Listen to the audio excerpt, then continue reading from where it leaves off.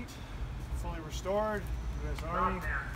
This is the Ibis Tech tow bar, and this allows you to tow the vehicle if you ever had to. I'll show you how to open the hood real quick.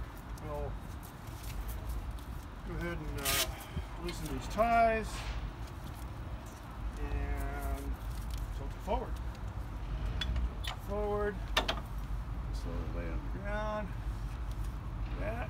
And then we'll go over here to the brush guard. There's a couple pins, one on each side. Pull those out. There's a button on the center of them you push. Allows you to lower the guard. Lowers down to about there. Then we come to the sides. You pull your two latches off, which allows the tilt on the bit to work. Go back over here. There's a latch underneath the top here. Pull that up so it doesn't scratch it. Locks in. So it allows you to lock the hood up. It's the engine. I believe it's the 6.5 diesel.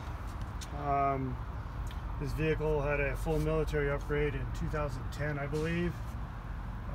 New drivetrain, rebuilt, and transmission. Basically runs and drives like brand new. Anyway, this one has the soft doors. It can easily be changed out for hard doors or whatever. You just the windows that zip up and down. Pretty simple. And an idea of what they look like. This one has the replica M16 guns, just as it would when it was in service. Of course, they're non-functional. This particular Humvee is a full infrared Humvee, meaning that you can drive it and you can basically see in the dark.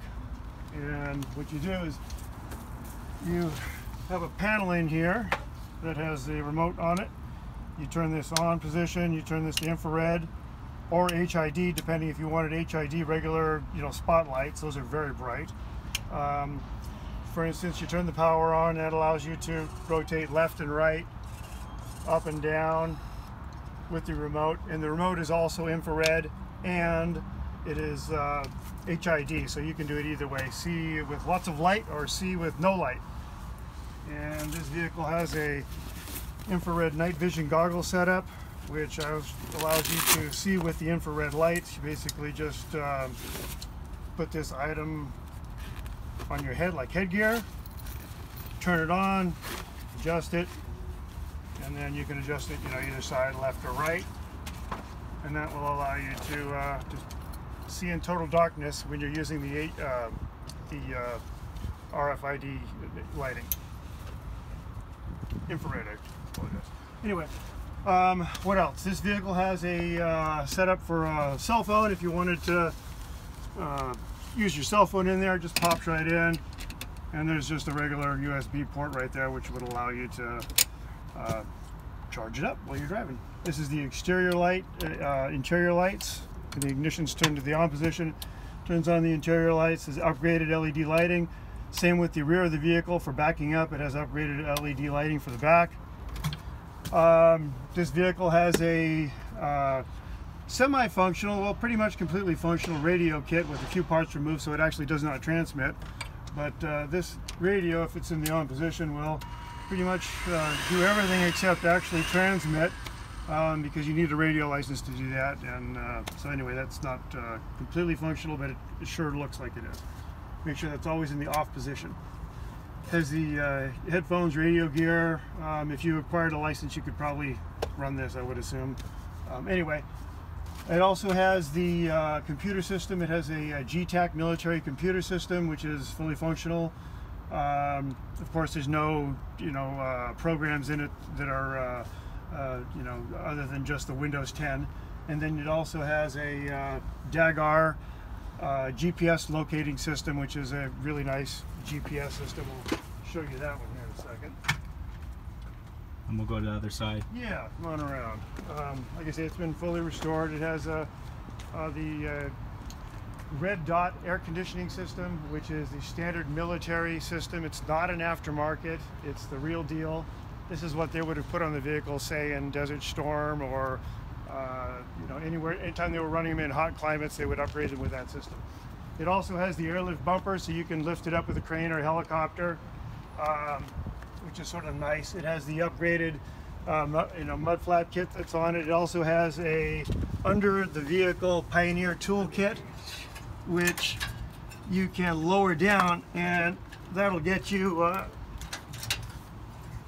into some tools that'll allow you to dig yourself out if you ever got stuck, I guess. I don't know how you get this thing stuck, but you might be able to. See how clean the undercarriage is. Yeah, it's Pretty spectacular. amazing. It has the pintle hook. And a couple water cans there. Let's see. Exhaust is brand new. It's this was only, from what I understand, this vehicle only has about 120 miles on it since a complete government rebuild. So it was in very good shape before the rebuild started on it. Again, here's a view of the passenger side rear. You can see the air conditioning unit inside there.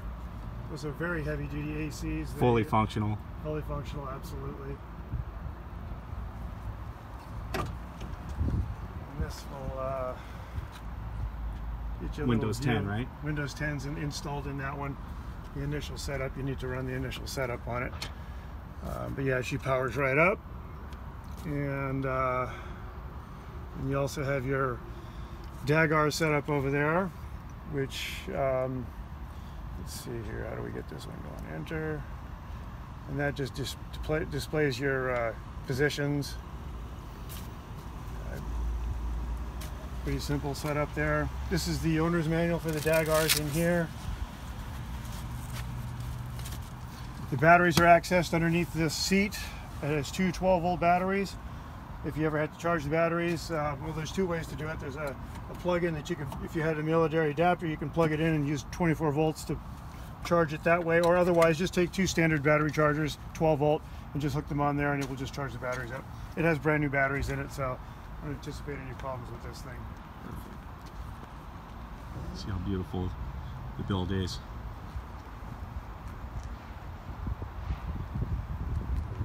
Here's the military rebuild tag.